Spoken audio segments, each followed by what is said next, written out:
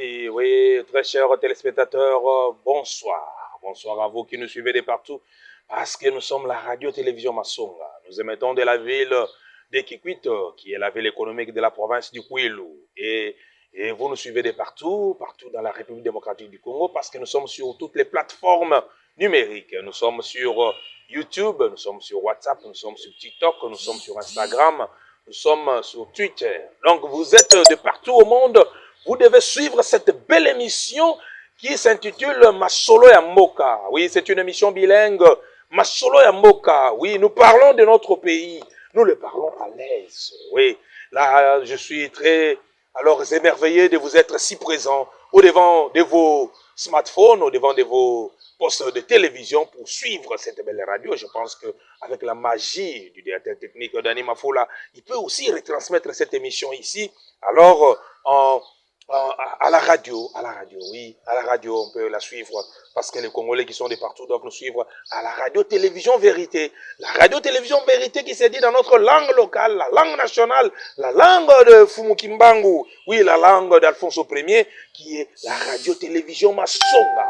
Je suis alors assisté par cette caméra woman, Nadège Kandodi. Elle est en train de m'émerveiller parce que la émission, mais je suis filmé par une jolie dame qui est derrière la caméra et qui me prend de belles images. Alors, bandeko baningami, popoli, pobisika bozali, benga bandeko, like émission, oui, pesanga masasi, ko pesanga masasi, zako sala kaka boy. Donc, au bas, il y a téléphone na yo, bisika moussa pesali boy, fina yango. Ah oui, au pesanga masasi pour que, na YouTube, ba vie ezala solo, et mon anaki boza ko mona boko landa. Et puis, mi abonné na chaîne ndeko. Place abonnement, radio, télévision, Masonga. Finaka place abonnez-vous. Warando Pessi, Etienne vient Kalonji. Moyen pour te continuer couper ça. Couper c'est la indousa ya politique. Couper c'est la indousa sociologie politique approfondie. Parce qu'il faut tout le bamakambu ya mboka na biso to lingi mboka na biso mingi. Na poko na lelo, notre belle émission, c'est l'émission Otoko Benga Masolo ya mboka, dont le sujet nango ezali nini? Sujet nango c'est le patriotisme. Le patriotisme, l'amour exagéré de sa nation. Alors, pour parler du patriotisme, nous devons parler de la nation, du nationalisme. Alors, la nation, c'est quoi? Parce que quand j'étais un chercheur, je suis un chercheur à la question de la sociologie et de l'histoire politique approfondie de notre pays. Je suis chercheur indépendant à la résolution non violente des conflits. Donc, je suis disciple de Mohandas Karamchand Gandhi. Je suis disciple de Martin Luther King Jr., le docteur.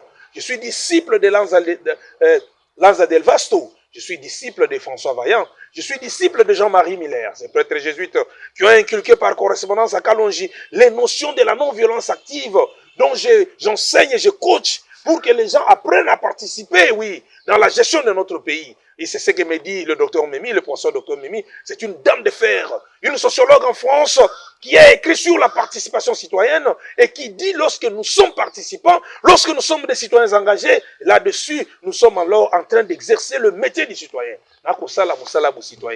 J'exerce le métier du citoyen. Parce que le patriotisme, c'est un enjeu majeur. Il faut comprendre que le patriotisme, c'est quoi? L'amour exagéré de sa nation. C'est l'expression singulière du nationalisme. Parce que le nationalisme, c'est quoi? Le nationalisme, c'est quoi? Oui, Bandeko, le nationalisme. Le nationalisme est une idéologie politique qui met l'accent sur la souveraineté et l'identité nationale. Parfois avec une volonté d'exclusivité et parfois avec une volonté d'exclusivité. Le nationalisme. Une idéologie politique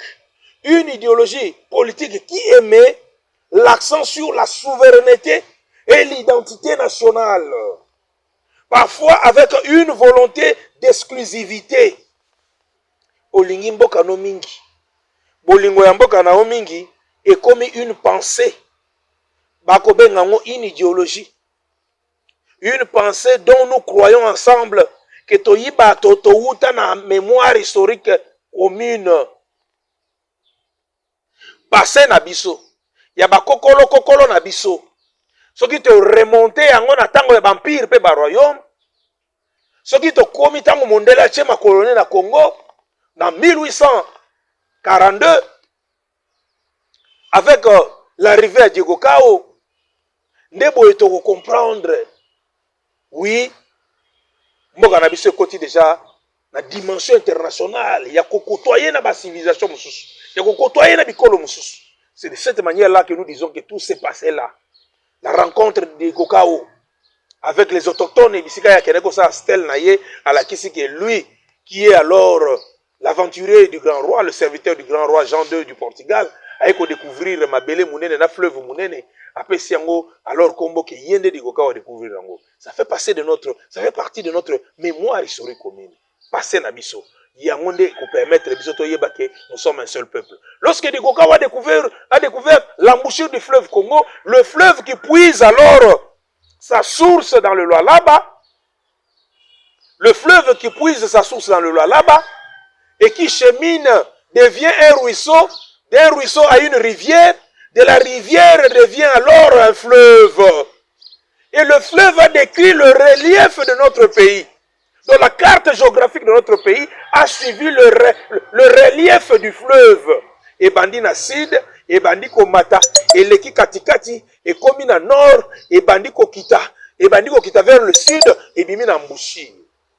C'est ça la beauté du Congo, le miracle congolais. Cette étendue de terre, c'est ce que nous appelons ces sous-continents, ces gigantesques pays. Ils ont bon héritage à Yonanga. Bakoko na biso de ba versa makila na bango. Na kokata mamba boko. Pote ba yaki na pemba nzokote pe kaouchute. Kaouchou zanini c'est la sève qui descend dans nzete ya EVA. Nzete EVA eza nzete mulai lokola baoba. So kati nzete ono zoki se bimsaka mai moko boya pembe liquide moko kol nde bakoko na so ndoko recueillir yango na kalebas. Nde ba benyango le caoutchouc. Alors Mounele par le boom économique de l'industrie automobile parce qu'il a fallu qu'il y ait un inventeur britannique du nom de John Dunlop.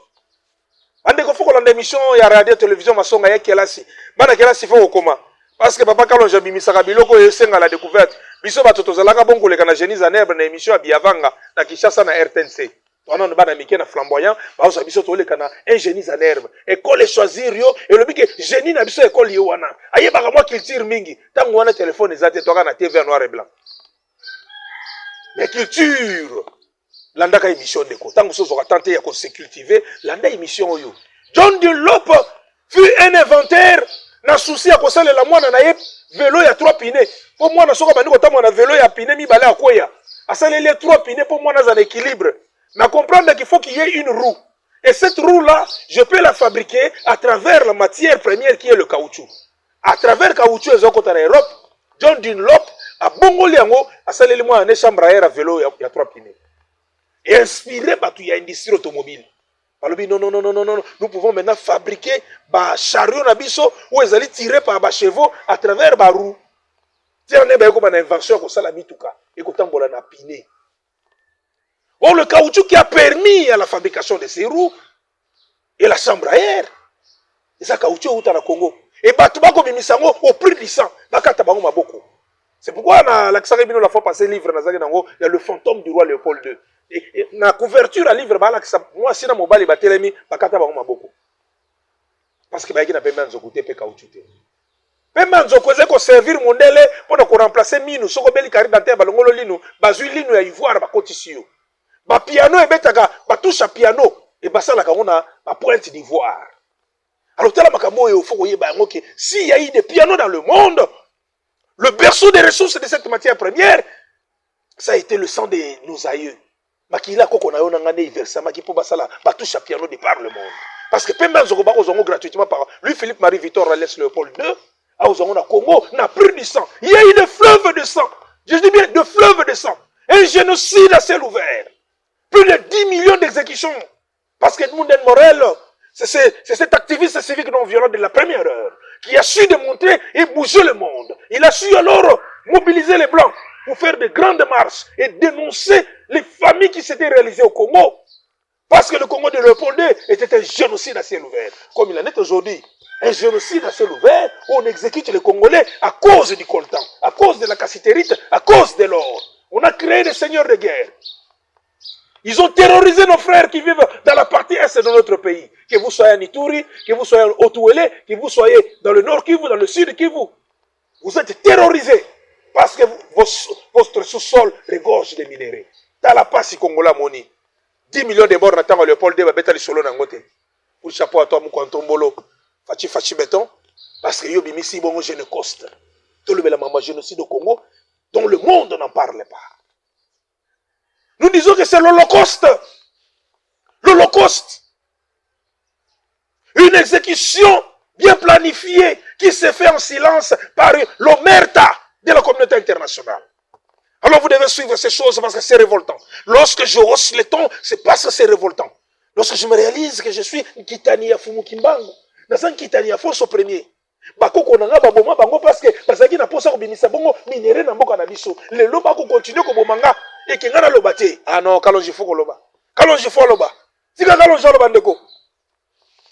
Tika ngana loba bisika nazali. Je suis fier d'appartenir, d'être le descendant d'Afonso Premier, de Zingambemba. Je suis fier d'être le descendant de Kalala Ilungambidi. C'est lui qui a étendu l'empire Luba. Au nord Katanga. Le fils de Midi Kiloué, Moisan Kongolo. Un chasseur Songe qui s'était perdu dans la forêt de Bayemba. Et lorsqu'il a épousé la princesse de Bayemba, alors cette princesse était la fille du roi Ilunga. Et c'est comme ça que est arrivé le royaume, l'empire Luba. Parce que notre bétolo histoire approfondie à Congo. Au batang ça qu'on a quelle cité. Nous avons facilité que zongo na radio-télévision Masonga. Ah oui, la radio-télévision vérité. Nous allons parler des choses que vous n'avez jamais entendues. Oui, bandeko baninga ni bolanda biso makasi. Zala concentré qu'on zapété. Vanda émission Kalonje Bandi. Mamakito Rezali. Aujourd'hui, nous parlons du patriotisme. La patrie, c'est quoi? Et la nation, c'est quoi? La nation est une communauté de personnes qui partagent un héritage commun. Batonama il va dire que nation ezali moi lingomba ya bato bako partager héritage moko bazui na bakoko na bango bazui na ba aïeux na bango bazui na ba parents na bango. Ils partagent cet héritage. Une communauté de personnes qui partagent un héritage commun. Ils partagent un territoire commun et un projet politique. Nous avons un territoire commun, lequel était alors rassemblé par le concours de Henri Stanley. Henri Morton Stanley. De son vrai nom, John Rawlings. Ah oui. Ah, on a une émission de Koyebake. Henri Morton Stanley, véritable comme naye, maman naye appelle ça yé, maman Betty Perry. Maman Betty Perry appelle ça Stanley comme ya, John Rawlings. Maman Betty Perry, Chelsea. Azaki na épée 207. Azo roulé na yena ba mibale ebele ba jo ebele akoko identifier tata ya Stanley ité. Donc Stanley où il a découvert Congo était un bâtard. Moi nazanga tata parce que Betty Perry mibale ni azaka ba soulard yemo pe soulard azo ba ko identifier que moi no na bota ke na nani yoka isolo Congo isolo Congo nana a découvert Congo c'est un bâtard qui a découvert le Congo mais lequel bâtard? Un homme dynamique, un homme féroce. Un homme qui n'hésitait pas pour descendre celui qui lui résistait pendant qu'il était en train d'explorer le Congo. Henri Morton Stanley. Donc, mettez ma solo Stanley. On appelle ça une flash. Parce que je viendrai faire toute une émission dans ton bande de solo de Gokao. Et banda qui n'est de Gokao, n'est pas missionnaire portugais, bah, Ego comme bongo na Mbazan Congo, bah, Ego na le Mani Congo, Zingakuvu, le papa de Zingambemba, Alphonse Ier. Pourquoi il n'y a pas Makamonga Kao? On a ma solo parce que nous parlons de la patrie. La patrie est sacrée. Elle est sacrée parce que lorsque vous avez vous-même la connaissance de ce que vous représentez, l'héritage commun de ce territoire et des personnes, cela devient sacré. Il faut yeba. Il faut que l'ingamboka oyo. Et tant que l'ingamboka oyo, vous devez être alors des véritables patriotes. Un patriote est celui qui est capable de se livrer en martyr pour son pays. Ah, les Wazalendo. Wazalendo, bah, vrai martyr. Quand je suis Wazalendo, oui, je suis le commandant alors des opérations numériques, de l'armée numérique. Oui, du Congo, mon pays. Oui, je suis le général 4 étoiles. C'est moi qui dirige dans le Kouil et partout ailleurs. Oui, l'armée numérique. Je suis le général 4 étoiles. Moi, on a s'autoproclamé. Parce que je tiens les médias dans à travers mes ouvrages. La tambour, on a livre, on a Holocauste, ils ont la pointe. Holocauste au Congo, ils ont la pointe. Dans un livre munene oyo ya Holocauste au Congo écrit par Auguste Charles Ronana. Et le belanga mwebele quand j'étais chercheur. Dans un livre munene il y a carnage, les guerres secrètes, les grandes puissances en Afrique. Bibembe ne boko mona na sawa bibembe. Onyoso bibembe. Il y a Batoubabomi, il y a Congolais, Belé. Le livre de Pierre Péan, un journaliste d'investigation, paix à son âme. À Koufaki en 2010. Pierre Péan, Timoli, quand le jalala la pongite, quand le jimsa na yé ko veiller, au temps à livre, pour nous retourner l'homme intérieur qui vit en nous. Pour faire sortir, c'est Dieu qui sommeille en nous. Ah oui, parce que Dieu c'est le signe de la bonté. Dieu c'est le signe de l'amour agapé. Alors le Dieu qui sommeille en moi, quand je dois sortir par la connaissance, il y a un faut autant à livre pour construire l'homme intérieur. Le patriotisme, il faut qu'on soit la patriote. Pourquoi il faut qu'on soit patriote? Parce que mon cannabiso, et ça qui menaçait, et c'est là qui menaçait des disparitions. Mais notre Seigneur, Elohim, Adonai Lakai, Yehoso Hamashia, aussi de bien Jésus-Christ dans son vrai nom. On a disciple apôtre Mwamba Ben Shaddai. Oui, oui. On a disciple apôtre Mwamba Ben Shaddai. On a Jésus-Christ dans vrai combo hébraïque. Oh, vraiment, Ange Gabriel, il s'agit de Myriam. Il dit que moi, Yehoshua. Tu peux mettre le soleil Yehoshua, mon colmusus. Ah oui. Tu peux mettre le soleil Yehoshua, mon colmusus. Pour que tu regardes côté vérité, je suis le disciple et Thomas. Apôtre Mwamba Ben Shaddai. Donc, c'est que nous avons un don de Dieu que nous appelons Josué. Félix Antoine Tshisekedi Tshilombo. On ne s'attendait pas. Kagame a gagné beaucoup avec André Afdel. Kagame a créé les Congolais, manipulé, les vassals. Mais à tout le Guinée, à tout le Guinée, parce que à Guinée, en profondeur, c'était un garçon né révolutionnaire. Un garçon de Laurent Désiré Kabila Taratim. Bazouye, manipulé, comme porte-parole Afdel, qui porte-parole, Laurent Désiré Kabila Bakoti, Malamoko a s'autoproclamé président de Katanga. Il m'a dit tout ça, mais Laurent Désiré Kabila a résisté. Le docteur Etienne Tshisekedi doit nous approcher FCNDECO. On a monnaie na bapaya. Oui, libération sur bako ya pe na balien na bapaya. Mais c'est un bon facture, c'est un bon facture, mboka na biso et qu'on a redevable ton foot bon facture. Bazonga na mboka na bango. Laurent Désiré Kabila continue à Yaouli abina Kwantombolo. Le docteur Etienne Tshisekedi wa Mulumba, le premier docteur en droit au Congo. C'était Congolais. Plus grave encore, à qui qu'on soit James Kabarebe, on s'est coaché Bango, pire petit à Kagame, avec le chef d'état-major na Congo. Des babadi qui exécuter tous nos militaires, sortis des grandes académies militaires, de par le monde.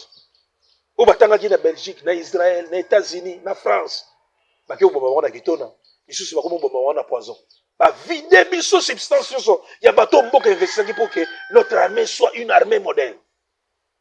Alors, tant que Laurent Désiré Kabila s'est réalisé que même les cahiers, même Bomaye, non, 98, Balamoka Balouké, les Bangono, Bosonga, Baba étranger. Des guerres, ils sont sur RCD. Alors, il y a Moutou n'est pas au Congo. Alors, Congo est comme assassiné Laurent Désiré Kabila. Bah, il y a la biso sous. Un homme de l'AFDEL venu dans les valises de Laurent Désiré Kabila. La commissaire Raïs. Nous avons boye. Il y a Yarugabo. Naba Rubero Bakokana. Aza plus une décorabango Kebiso.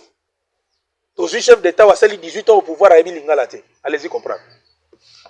Allez-y comprendre. Masolo Aza, ah, Ototimola. Radio Télé Masonga, radio de vérité. Radio de Mamba vérité. Donc, il a fallu Félix Antoine Tshisekedi Tshilombo. Un don de Dieu. Josué. Asimi Mopanga. Abiote Emile Bosonanga. Oza pour biso to contre biso. Masolango yangwana. Asimi Mopanga. Alobi mutabo mamboko a déstabiliser biso za Kagame. Na sala ki politique a mettre andi na moni na bisendeko. Na yebi ke yo kipaki mboka. Mais siko yo bana mboka ba récupérer mboka na bango. To yo kanga na ndenga bien. Na ndenga bien ndeko.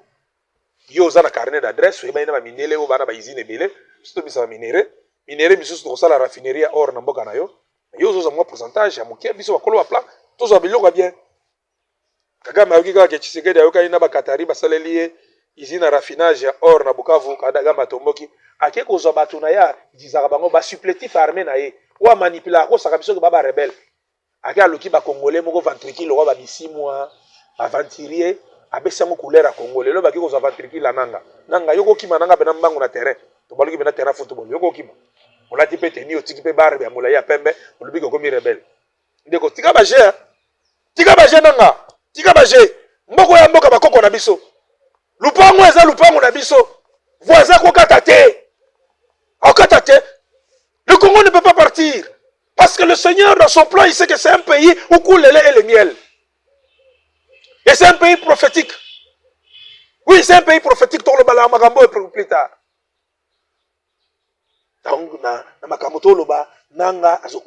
C'est pourquoi nous parlons aujourd'hui du patriotisme. C'est pourquoi aujourd'hui nous parlons du patriotisme. Ah, Dani Mafula. Nabi Gozali Mukolo Masolo. Yo sala sala nga fula fula nga Dani Mafula. Nengo sa elanga mama camera woman. Mama Nadej Kandodi. Masolo kitoko. Donc Masolo na loba awa sikoyo. Ils disent que tant que vous êtes un patriote, un véritable patriote, ça mutabifa c'était. Dani Mafula faut balancer ngai na sima na ngai wa passeport à Katumbi. Ah, passeport à Katumbi. Oh, ndo ina ngaka Logi TV. Asala ba émission mikolo zokotaka na Google la betika ka boye. Akoti na service d'immigration États-Unis d'Amérique. Balakisi ye Katumbi akotaki le 28 février 2025. Il est là Katumbi bimi dans les États-Unis avec un passeport zambien, citoyen zambien, mais qui a prétendu diriger le Congo comme un candidat à la présidence de la République. Allez-y comprendre lorsque nous parlons du patriotisme. Nous ne vocifions pas. Nous disons des choses réelles. Comment vous pouvez vous imaginer un monsieur là, tout bonnement, il se pavane dans le monde avec plusieurs passeports. Tantôt il est italien, tantôt il est juif, tantôt il est zambien, tantôt il est congolais. Quelle hardiesse, quel courage peut-il en avoir pour prétendre diriger le Congo? Congo wapi? Yafumu Kimbangu. Donc, il y a un passeport diplomatique rouge. Aux citoyens zambiens, mais il y a un Congo, il y a un Congolais, il y a un ventricule. Aujourd'hui, on va commencer à maquiller les temps, on a un patron ensemble. Aujourd'hui, ancien président de l'Assemblée nationale a commis porte-parole. Un commerçant, un ancien président de l'Assemblée provinciale et nationale a commis porte-parole la commerçant. Donc, quand on a mis, il a commis millionnaire. Donc, on a mis. Donc, tata no tera Miss yango bakoma millionnaire. Miss yango ici nango Miss bosala sardine na Congo ezawati. Na kalemi ici na Miss bosala nango sardine ezawati. Donc, monga maini ngo bapesa ki ozali gouverneur pendant 8 ans. Yango ne langusio osomi bakamitatu, osomi ba Francis Kalombo, osomi ba tebele. Ozi ba pero loi ba finga kana bango biso. Ofuta ba mbongo ya muyibi oyibaki na Congo. Tu prétends nous diriger toi Katumbi, tu prétends vraiment me diriger moi. Un politologue comme moi. Il faut te bager hein. Nabino bato bomi ko ba vassal na yebo comme amnazo lo bawo. Dani mafula la. Fula la nga mo passeport na sima ba mona. Ndenge nini chancela chala atie yango na élément na ya TikTok. Asa guerrière lokola nga biso to na ka armée numérique. Ah oui. Toma mpinga fachi beton. Ah oui.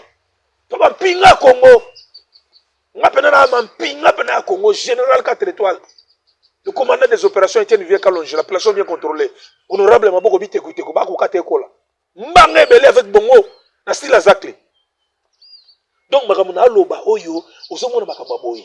Car l'imposture. À combien de fois nous allons continuer avec l'imposture? Avec cette pratique, c'est que le patriotisme n'est pas dans le chef des Congolais. Et il n'est pas ancré dans le chef des Congolais, le patriotisme. La patrie est sacrée. La patrie, la nation, une communauté de personnes. Héritier d'un territoire commun. Et comme il y a un libanda zambien, tata nae juif, maman nae zambienne, et bon, il y a le Congo avec un congolais. Congolais, quand on a dit qu'on a Hippolyte, ma passe à eux, maman bota ki bango, maman sifa babisi na gabota kana pe kotote, maman sifa bota te. Maman sifa baza elongi moko mongolique, elongi ya cercle rond. Okola mobali na ye Laurent Désiré Kabila elongi moko mongolique. Mais boboteli biso nyamurenge ndenge nini? Comment des individus peuvent bobotela so nyamurenge et puis de deux nyamurenge ali beza jimo ye abotami bongo na ye wabora li passe na abotami na manono. Donc maman na botila ye wabora.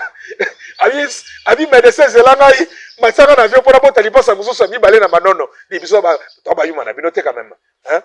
To ba yuma na binote bo sa na biso mi bo kwani ko. Hein? Le soir, maman poti ma passe à des endroits différents, peut distanter. Donc, au botina, c'est qui vous, ok, au botina sous na nord Katanga. Bon, mon émission a bololé na bino. Mais comme il dit, mais tu commences à solo ya été. Oh, y'a mon maman patriotisme.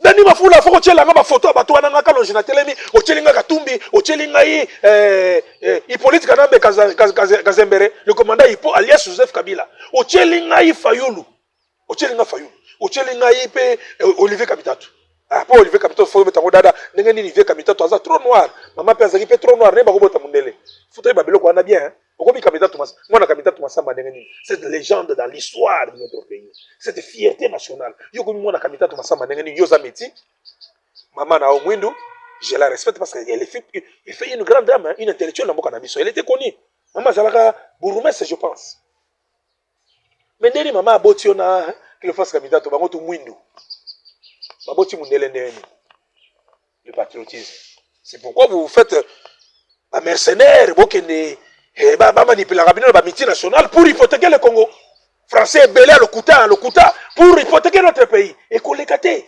Le Congolais doit avoir il faut vraiment se sacrifier, il faut être un potentiel martyr pour son pays. Congo. Ah oui, ce que belé toi boy, nous sommes l'armée du Congo. Alors ba ndeko baninga mito ba mbeta masolo to finga moto to la vérité. Katumbi a autant na passeport zambien ndenge nini il prétend nous diriger.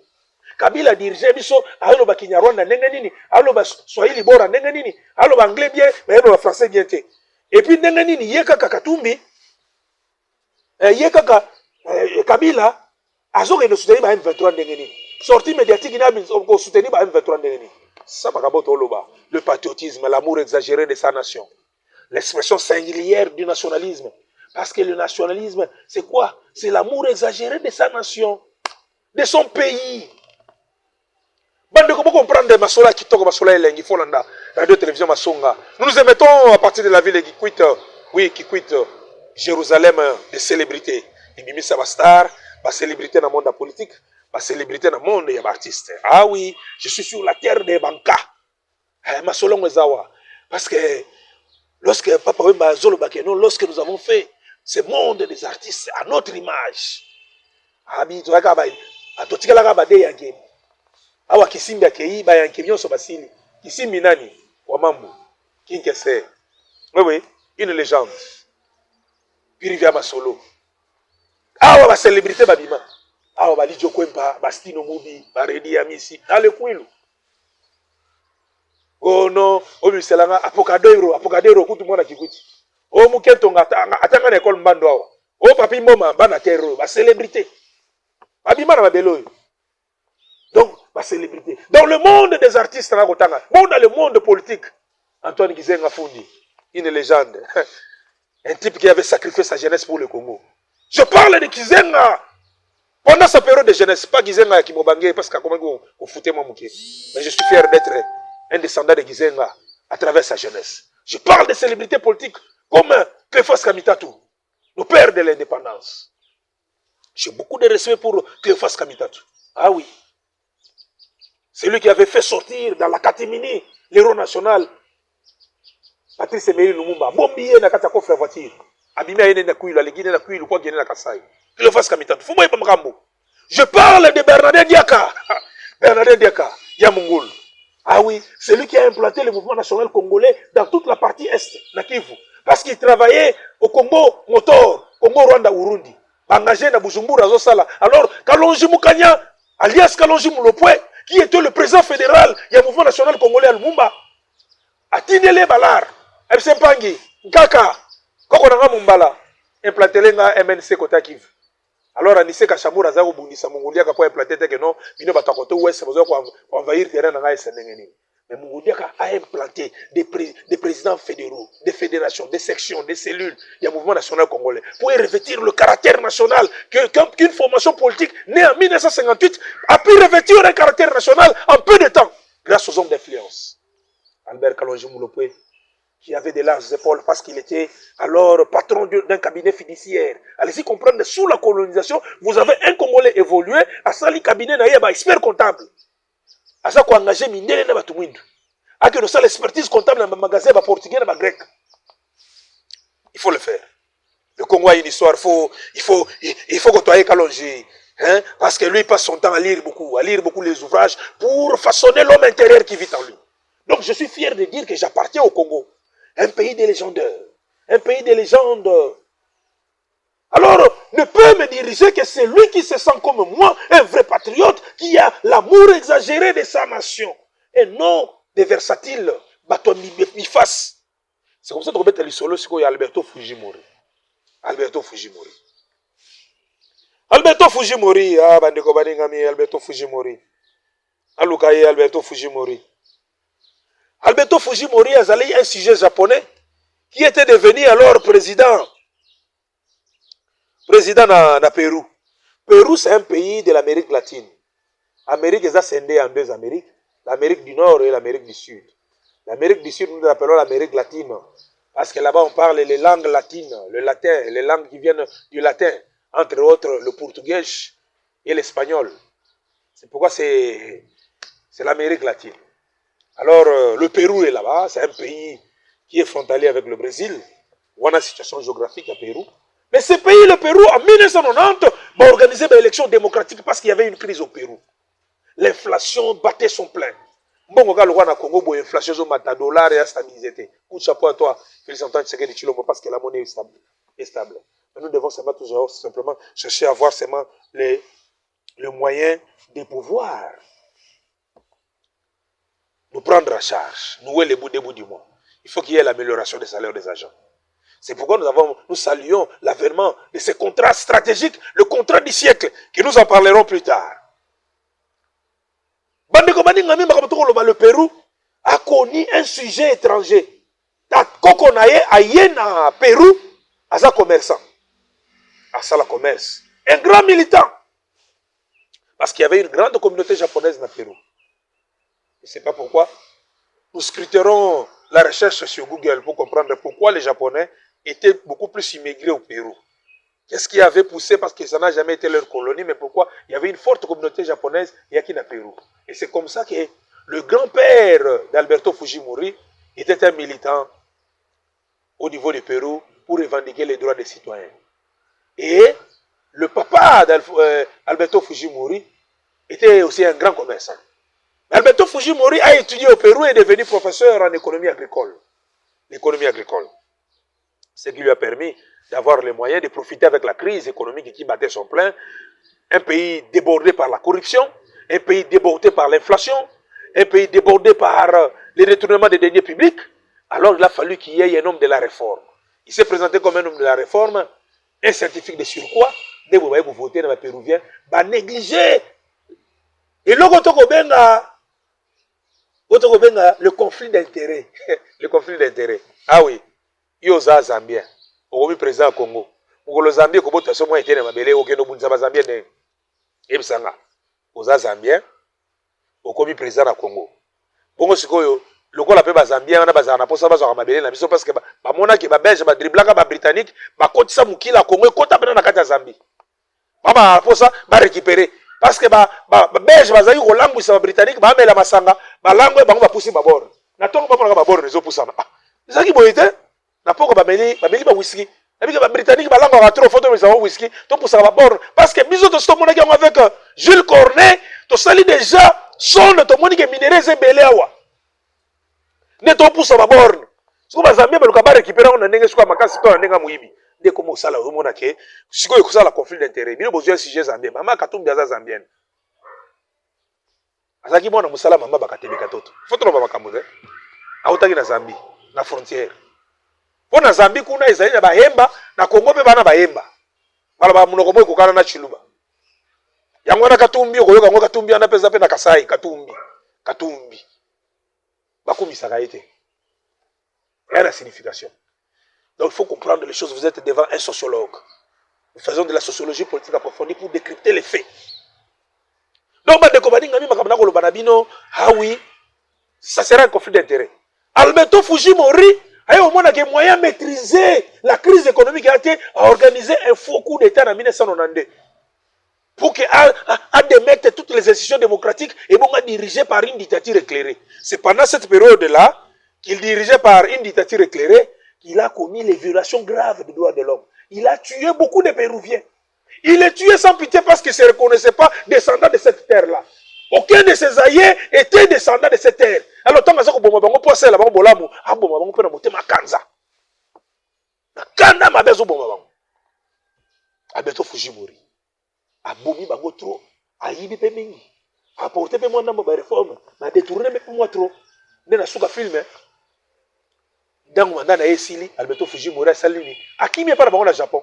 Dans la conflit d'intérêt, Moutazaki président Rabino de 90 à 95. Après bokonzi akimi, tant ba ko lukisa ba kanga ya kimi na mboka na bango na Japon. Japon pe le biki to livrer été. Abia amo na mboka na biso to livrer été. Donc, vous comprenez le conflit d'intérêt. Donc, tant que les gens ont individu, non, non, non, non, non. Baza babi face. Na beti déjà, les solaires, Kanambe, il y a Katumbi. Na beti a levé Kamita tout ce qu'on chité na Fayoulou. Ah oui. To chité na Fayoulou. Je suis dans le Kouilou. Fayoulou, Ayawa, na Kikwiti, na Tribune, Asa la meeting, na Muzito, Adolphe, son excellence. Fayoulou, Azor Banalingala. Muzito alo bana Kikongo. Tala mvula ya Fayulu. Alobi abotama na njili akola na njili. Ngara bongisa bakara na ngana njili. Na njili tilelo balo ba Kikongo. Bampangi bana njili balo ba Kikongo. Mais Fayulu ayebi Kikongo te. Akosi be batuka mumbala. Mais na village da bango na Fatundu na Bagata akoma te. Mobonde boba batukuna belé, il a fallu à 9 Muzito qui est retard batukuna. Mais il est une célébrité élevée comme commandant du peuple. Il va s'autoproclamer commandant du peuple. Il prétend même avoir le pouvoir au Congo, mais il ne va même pas compatir avec les siens. Il ne sait même pas connaître qui est son chef coutumier. Il ne sait même pas repérer les sépultures. Il y a des coconaïs. Il y a des wapi. Atatale ki bakoko na baza wapi. Bakouze ba maman na baza tata na. L'imposture. Vous nous amenez Camerounais sénégalais venus en 1976 à vivre à l'école Lingala, à vivre dans sa côté la politique et là vous venez pagner na bête, ngai. Na kino na muluba na botama na kino na yebi chiluba te tala vula nanga. Quand on aime son pays, on aime sa patrie, on aime ses racines, on aime ses origines. Yango politique na mbele commandant Ipo a sali 18 ans aux affaires yebi lingala te na yembelo nzembo ya defa o makasi na beti defa o yebi ngo lenga ki defa na sole za ne bongo. Donc c'est pour vous dire qu'il faut être patriote. Il faut aimer notre patrie. Parce que la terre que nous vous demandons d'aimer est une terre riche. 80 millions de terres arables, le sous-sol, table nyon sur Mendeleev et Sila. Minéré nyon sur la table Mendeleev et Sili. Mais au coup de découvrir Zagara Congo. Un paradis terrestre. C'est pourquoi nous allons signer le contrat avec Trump pour sécuriser les minéraux stratégiques et enfin nous donner la paix. Alors, Dani Mafoula Nassir, Rotiela Bango élément, Rotiela Bandeko élément, Moto Chité Nango élément, il y a Jean-Baptiste Bagaza, l'ex-président burundais Touti, a sali émission, na journaliste Karine Touti, rwandaise, a ça qu'on a interviewé, il y a Zolo Bakebiso to créer la communauté des pays des Grands Lacs, parce que on a posé tous au Congo. Parce que tant que nous avons vu que Tomi Mona Bamoka Nike, Batubazo ya ebele, et plus tard, tout le monde a été aux années Sika, mais surtout, tout le monde a un espace vide, qui est belé, une verdure à vous couper le souffle, et puis minerais et belé kuna. C'est pourquoi tu crées que la CPG n'a pas la CC pour toi envahir le Congo. Jean-Baptiste Bagaza. Donc, plan yaba, empire Matouti et Bandakala. Je n'ai rien à voir avec les Toutis, j'aime beaucoup les Toutis. Mais n'a pas eu Batouti à Mouté Mamabé. Au bas, on sur le combat ennemi d'abord. Moi, j'aime les Toutis comme son excellence Alexis Guizaro. Congolais a bien. Congolais Touti a bien. Nyamulenge y a bien. Bazé belé. Mamagi Rwakabuba. Bazé belé. Na sepe na ngana ba dombongo, eti ba masana ngam so belé, ba ronde Touti. O ngana kola na bango na yibi bango. Mais mututi ozo ke na Jacques Kagame na Museveni to boyi. Un autre point important de votre pouvoir ou de votre gouvernement au point de vue socio-économique, c'est la CPGL, auquel apparemment vous avez beaucoup tenu à l'époque, la communauté des pays des Grands Lacs. Qu'est-ce qui a motivé la création de la CPGL et quelle vision vous aviez de la CPGL? La CPGL était utile à double titre.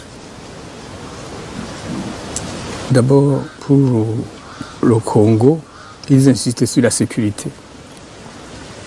Parce que la région du Kivu, du nord et sud du Kivu, est contrôlée à partir d'ici. Et nous insistons sur l'économie. Parce que ça nous ouvrait le marché congolais. Et beaucoup mieux. La CPGL, ça a été...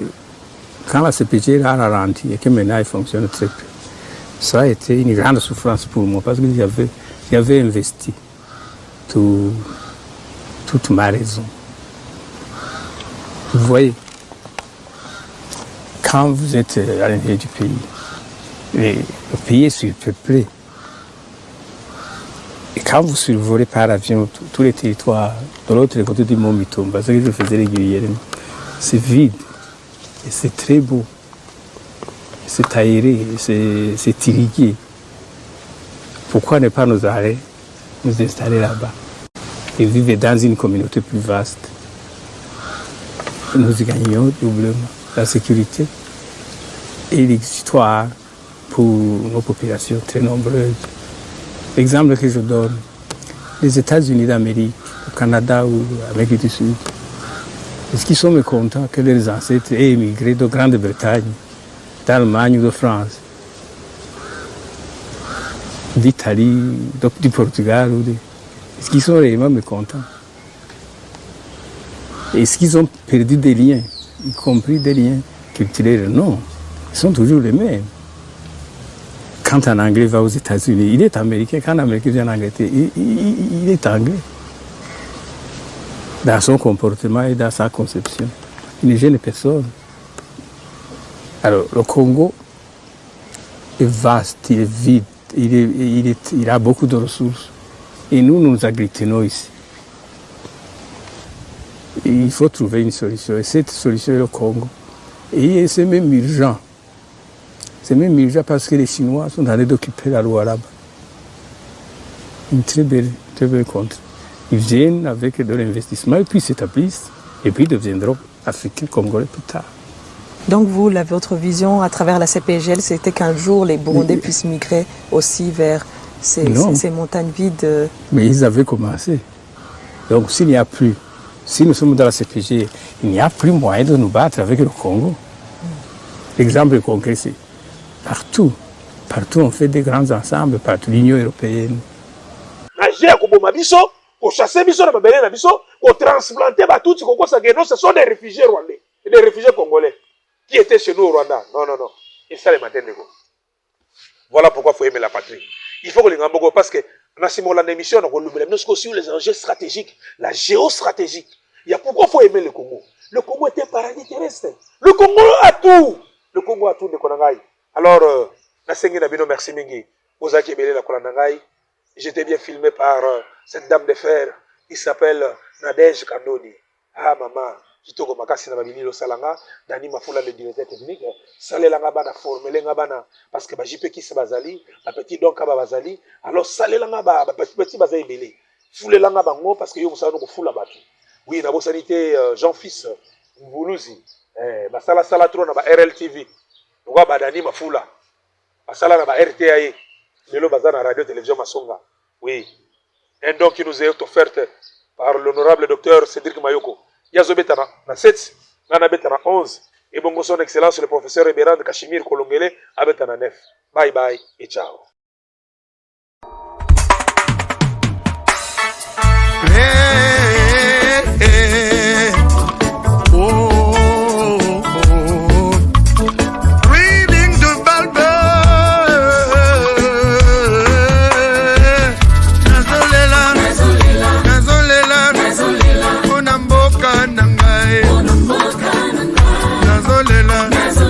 Nazolela, oh na Congo.